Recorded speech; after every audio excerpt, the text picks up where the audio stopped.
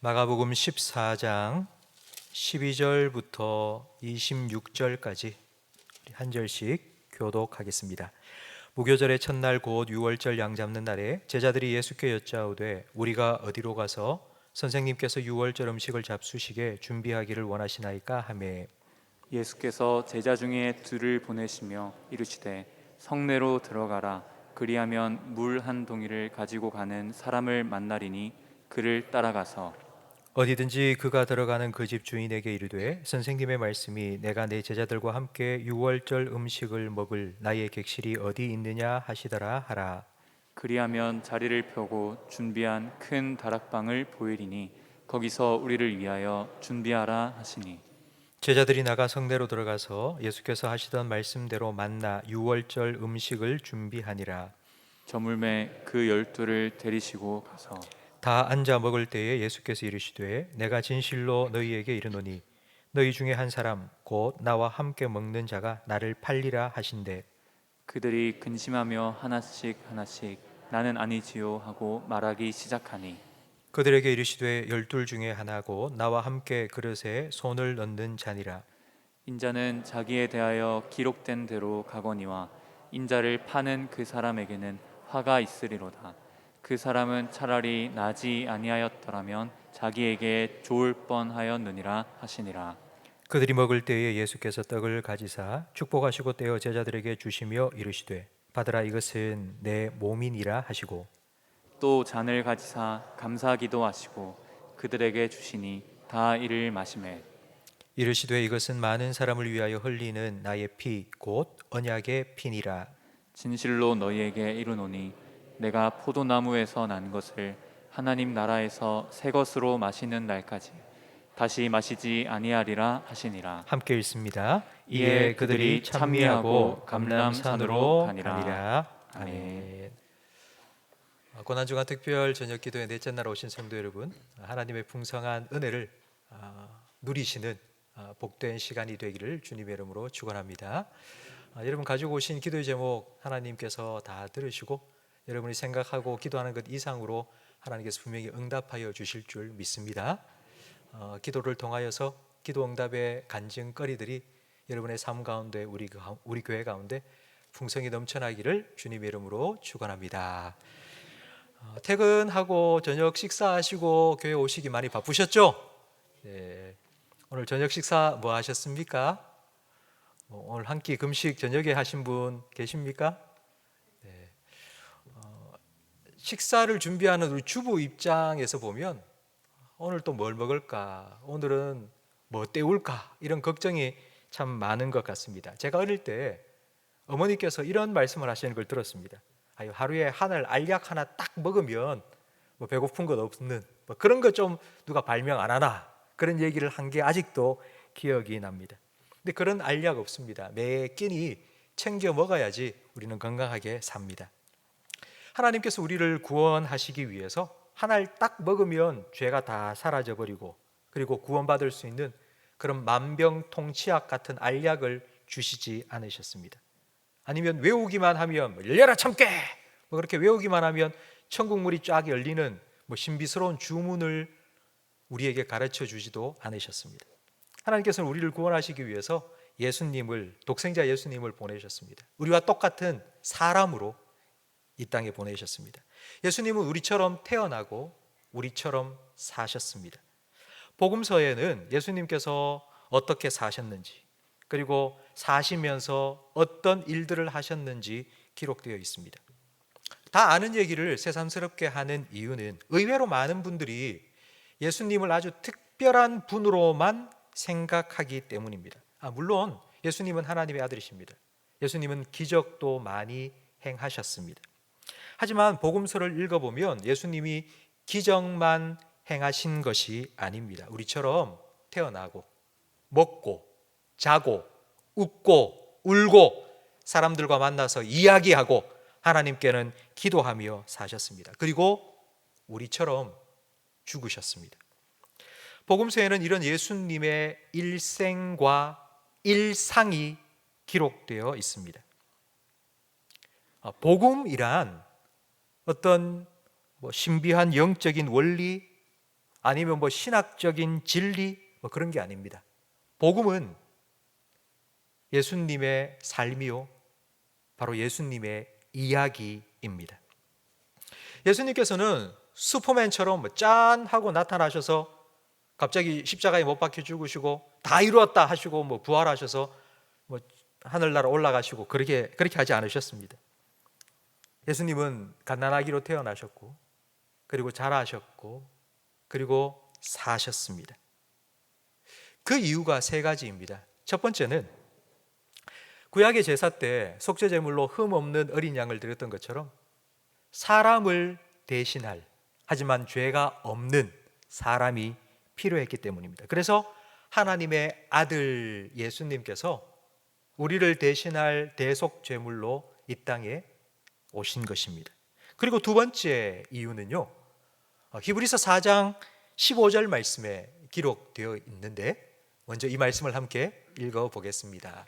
우리에게 있는 대제사장은 우리의 연약함을 동정하지 못하실 이가 아니요 모든 일에 우리와 똑같이 시험을 받으시니로되 죄는 없으시니라. 아멘. 아파본 사람이 아픈 사람을 이해합니다. 그러니까 예수님께서는 우리와 같은 사람으로 이 땅에 태어나셔서 사람이 살아가면서 겪게 될 아픔과 고통과 유혹과 시험을 다 겪으셨습니다. 그래서 예수님은 우리를 동정하십니다. 그러니까 우리의 연약함을 다 아시고 우리를 동정해 주십니다. 이 동정한다는 말을 쉽게 풀어서 설명하면 공감해 주시고 이해해 주시고 그래서 위로해 주실 수 있는 분이 되셨습니다. 그리고 세 번째, 예수님께서 우리와 똑같은 사람이 되신 이유가 로마서 8장 29절에 나옵니다. 이 말씀도 함께 읽겠습니다. 하나님이 미리 아신 자들을 또한 그 아들의 형상을 본받게 하기 위하여 미리 정하셨으니 이는 그로 많은 형제 중에서 맏아들이 되게 하려 하심이니라. 아멘. 여기 29절 말씀에 보면 하나님이 미리 아신 자들을, 그러니까 우리 성도들을 또한 그 아들의 형상을 본받게 하기 위해서, 그러니까 예수님이 사람이 되신 이유는 우리가 예수님을 본받게 하기 위해서입니다. 예수님께서는 우리가 하나님처럼 되도록 하기 위해서 오신 게 아닙니다. 하나님의 보좌, 영광스러운 보좌를 버리고 예수님께서 이 땅에 오신 이유는 우리를 하나님처럼 만들어주기 위해서가 아니라 우리가 참 사람답게 살아갈 수 있도록 하기 위해서 예수님은 하늘 보좌를 버리시고 이 땅에 사람으로 오셨습니다. 이것이 예수님께서 우리에게 주신 구원입니다. 사람이 하나님이 되는 게 아니라 사람이 참 사람답게 살아갈 수 있도록 구원해 주셨습니다. 창세기 3장에 뱀이 아담과 하와를 유혹할 때 이런 말을 했습니다. 너희가 그것을 먹는 날에는 너희가 누구처럼 될 것이다? 하나님처럼 될 것이라고. 그런데 지금도 이런 뱀의 유혹이 계속되고 있습니다. 야, 너 하나님처럼 될 수 있어. 어떻게? 은혜를 받고 영적인 능력을 받고 그러면 뭔가 거룩하게 보입니다.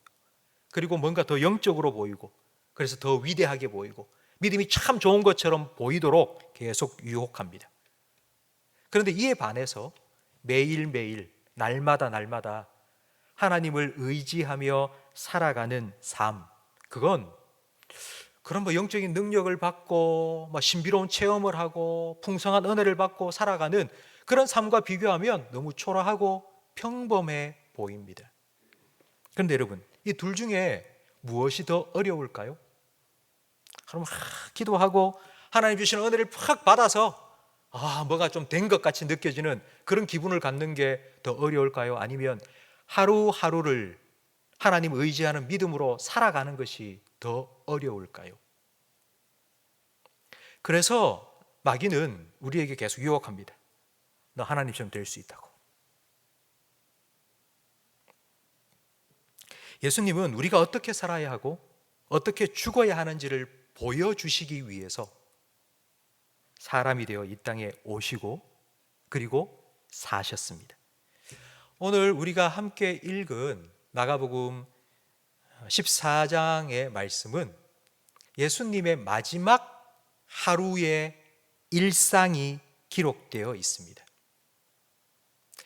지난 3일 동안을 제가 쭉 간단하게 설명을 해드리면, 월요일 날 예수님께서는 성전에 들어오셔서 돈 바꾸는 사람, 장사하는 사람을 쫓아내셨습니다.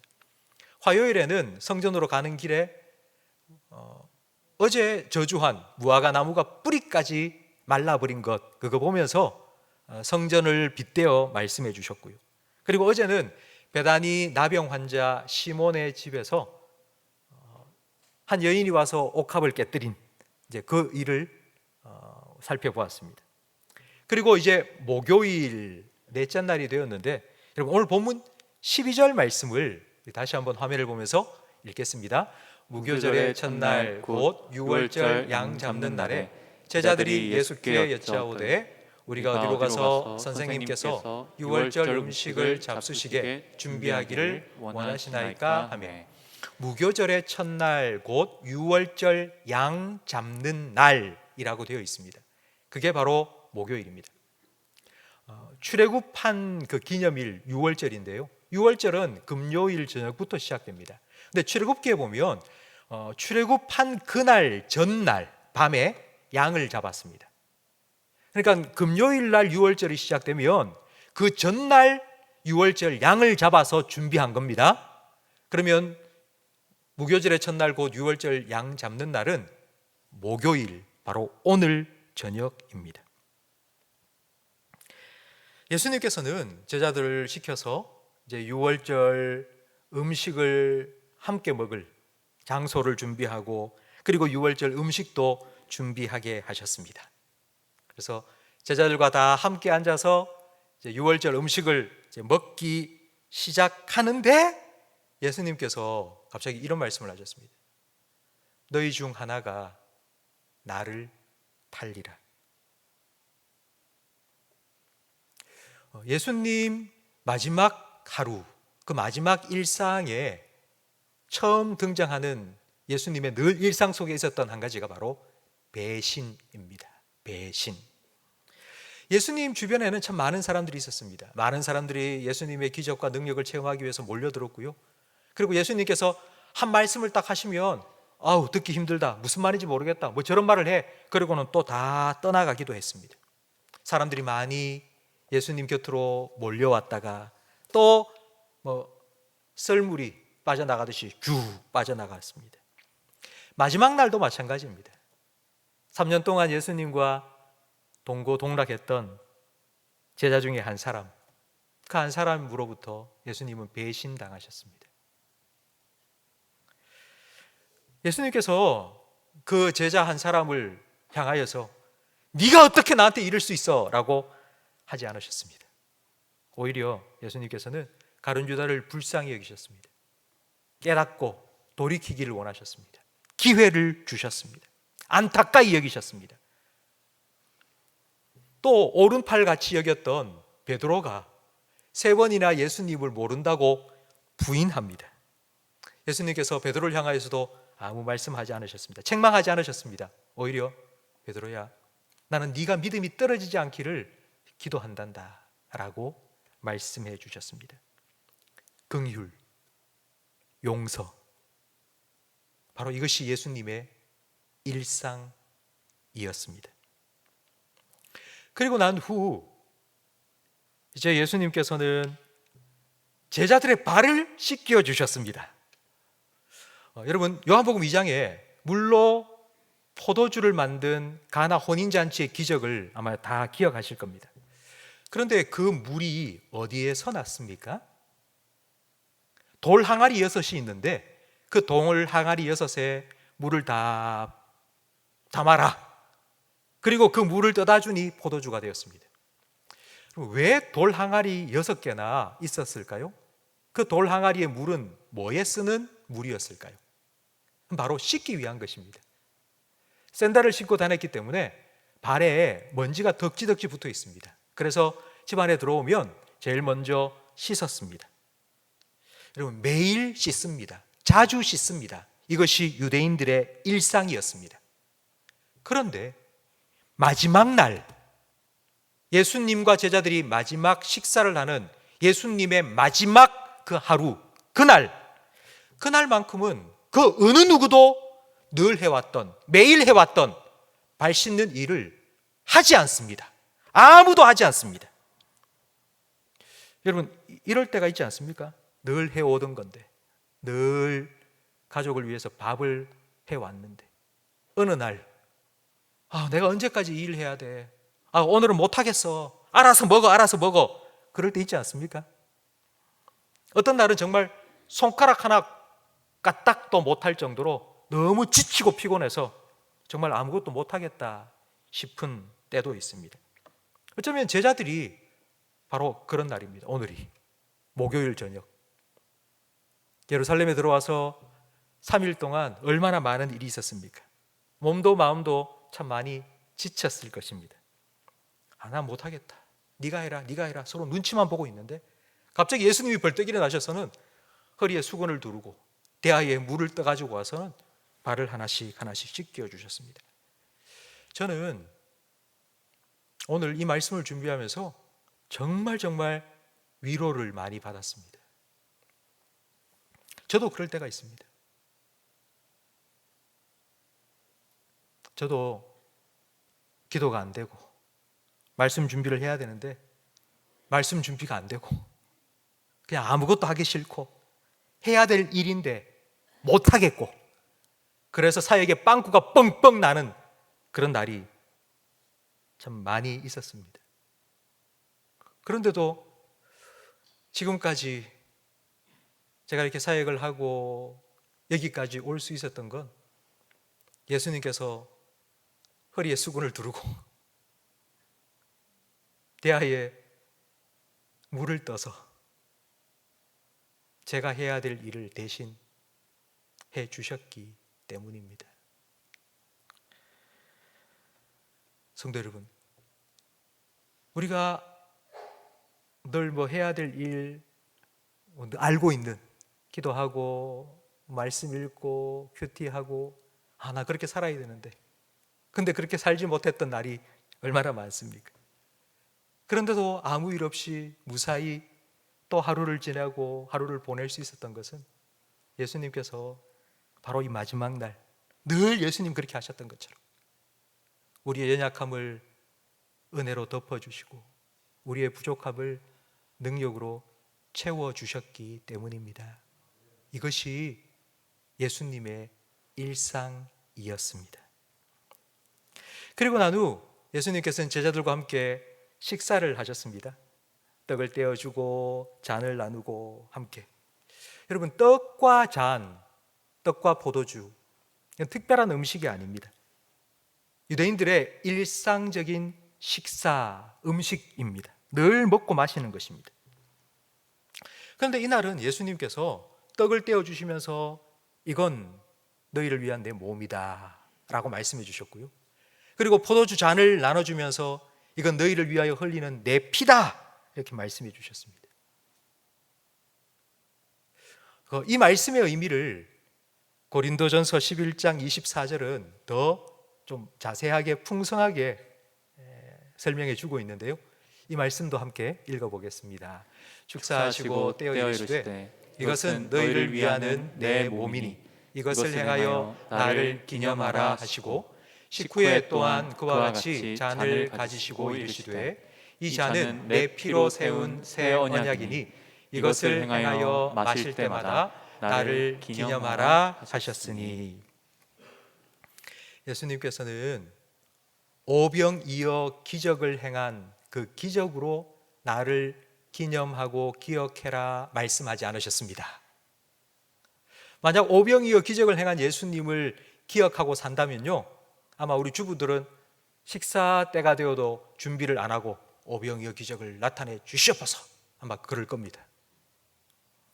예수님은 늘 먹는 한 끼 음식, 평범한 음식, 우리로 따지자면 밥에 김치, 된장찌개, 늘 먹는 그 음식, 그 식사를 하면서 이걸 먹을 때 나를 기억해라 말씀하셨습니다. 성도 여러분, 예수님께서는 늘 일상 속에서 우리가 살아가는 매 순간 우리가 주님을 기억하고 나와 함께 하시는 주님과 나도 함께 살아가기를 원하고 계십니다. 이것이 예수님께서 성찬을 통해서 우리에게 원하신 것입니다. 그리고 네 번째, 이제 마지막 네 번째 예수님의 일상을 우리가 살펴볼 텐데요. 마가복음 14장 32절 말씀을 함께 읽겠습니다. 그들이 겟세마네라 하는 곳에 이르매 예수께서 제자들에게 이르시되 내가 기도할 동안에 너희는 여기 앉아 있으라 하시고, 이제 불과 몇 시간 후면 예수님은 십자가에 못 박혀 죽으실 것입니다. 이제 죽을 시간이 한 4시간, 5시간, 6시간 후면은 이제 예수님은 붙잡혀 가서 이제 곧 죽게 될 겁니다. 여러분, 만약 여러분의 삶이 뭐 하루 남았다. 하루는 너무 좀 짧은가요? 만약 여러분의 삶이 뭐 한 달 남았다. 아니면 뭐 3개월 남았다. 여러분, 그러면 뭘 하시고 싶으십니까? 만약에 내가 살 날이 이제 3개월, 6개월 남았다고 뭐 시한부 선고를 받았다면 여러분 뭐 하시겠습니까? 예수님께서는 기도하러 가셨습니다. 이게 예수님의 일상이었습니다. 가룟 유다가 예수님을 잡기 위해서 군대를 이끌고 예수님이 기도하시던 이곳으로 찾아와서 정확하게 예수님을 체포했습니다. 그럼 어떻게 뭐 예루살렘이 뭐 손바닥만 하겠습니까? 예루살렘도 아주 넓습니다. 근데 그곳에서 예수님이 어디 계시는 줄을 정확하게 알고 그곳으로 군대를 이끌고 가서 예수님을 잡을 수 있었을까요? 늘 그곳에서 제자들과 함께 기도하셨기 때문입니다. 기도는 예수님의 일상이었습니다. 제자들 함께 따라가서 예수님과 함께 마지막 그 밤에 기도하다가 제자들이 잠들었습니다. 기도하다가 잠든 베드로, 예수님께서는 깨웠죠. 그리고는 베드로에게 이렇게 말씀하셨습니다. 시험에 들지 않게 깨어 있어 기도하라. 마음에는 원이로되 육신이 약하도다. 이게 우리의 일상입니다. 우리의 일상에 늘 시험이 있습니다. 그 시험이라는 건 내 뜻과 하나님 뜻 사이에 일어나는 갈등입니다. 우리가 하나님의 뜻을 모르면 참 살기 쉽습니다. 내 뜻대로 살면 되니까요. 그런데 우리가 예수님 믿고 성경을 알아가고 하나님의 뜻이 무엇인지를 알아가면 그때부터 힘들어집니다. 왜냐하면 분명한 하나님의 뜻을 깨닫고 나면 그 하나님의 뜻을 방해하는 육체의 소욕이 반드시 생기기 때문입니다. 신앙생활 처음 할 때보다 신앙생활을 뭐 한 1년, 2년, 3년, 5년 신앙생활 하면 할수록 좀 힘들어진다라고 말씀하시는 분이 계신데요. 저는 그분에게 이렇게 말씀드립니다. 신앙생활을 제대로 하고 있기 때문입니다. 신앙생활을 하면 할수록 어렵다고 느껴지는 이유가 바로 이 때문입니다. 나를 향한 하나님의 뜻이 무엇인지를 깨달으니까. 그걸 모를 때는 내 마음대로 살아도 아무런 거리낌이 없습니다. 내가 원하는 것과 하나님이 원하는 것, 성령의 소욕과 육체의 소욕 사이에 영적인 전투가 계속 벌어지고 있다는 건 내가 정말 하나님을 믿는 사람이고 내가 그리스도인이라는 가장 분명하고 확실한 증거입니다. 예수님께서는 이런 싸움이 우리에게 있을 것인데 이 싸움에서 걸려 넘어지고 시험에 빠지지 말고 승리할 수 있도록 깨어서 기도해라 라고 말씀하셨습니다. 예수님께서는 기도하셨습니다. 아버지, 나의 원대로 말고 아버지의 뜻대로 되게 해주십시오. 바로 이 기도가 예수님의 일상이었습니다. 오늘 저는 여러분과 함께 예수님의 마지막 하루를 살펴보았습니다. 예수님의 마지막 하루, 이제 하루밖에 살 날이 남지 않았습니다. 근데 예수님은 그 마지막 하루를 뭐 특별한 일을 하기 위해서 사신 것이 아닙니다. 이전에 하지 않았던 마지막이니까, 마지막 날이니까 내가 좀 특별한 날을 보내야 되겠다. 아니요, 그렇게 하지 않으셨습니다. 예수님은 늘 해오시던 대로 위로하고 용서하고 기도하고 그렇게 하루를 보내셨습니다. 예수님의 마지막 하루는 예수님의 평생의 그 어느 하루와 다를 바 없는 평범한 하루였습니다. 내 생의 마지막 한 달이라는 책이 있습니다. 내 생의 마지막 한 달이라는 그 책의 첫 장에는 이런 질문으로 책을 시작합니다. 여러분에게 앞으로 살 날이 한 달뿐이라면 어떻게 사시겠습니까? 여러분 한번 생각해 보십시오. 이제 여러분에게 한 달이 남았습니다. 이제 내가 살 수 있는 날이 딱 한 달 남았습니다. 그 한 달을 여러분 뭐 하고 사시겠습니까?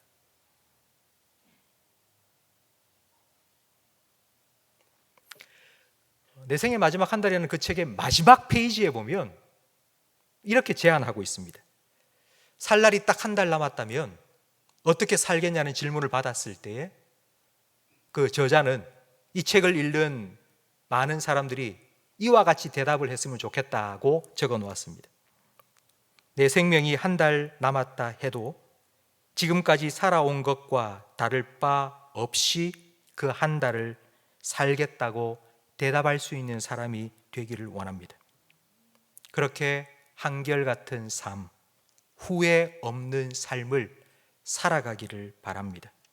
바로 그 삶은 예수님처럼 살고 죽는 삶이고 예수님과 함께 살고 죽는 삶입니다.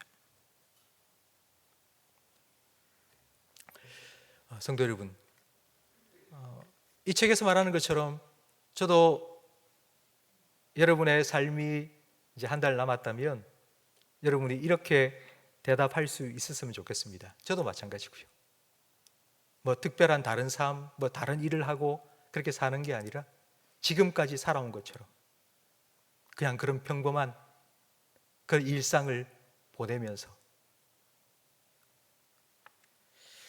그러기 위해서는 우리가 예수님처럼 그리고 예수님과 함께 살아야 될 것입니다. 우리를 늘 긍휼히 여기시고 우리를 위로해 주시고 그리고 우리를 용서해 주시고 우리를 위해서 기도해 주시는 그 예수님.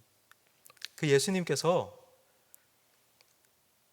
내가 세상 끝날까지 너희와 항상 함께 있으리라고 약속해 주셨고요. 그 예수님께서는 그 약속을 단 한순간도 잊지 아니하시고 여러분의 삶에 지켜주고 계심을 믿으시기 바랍니다.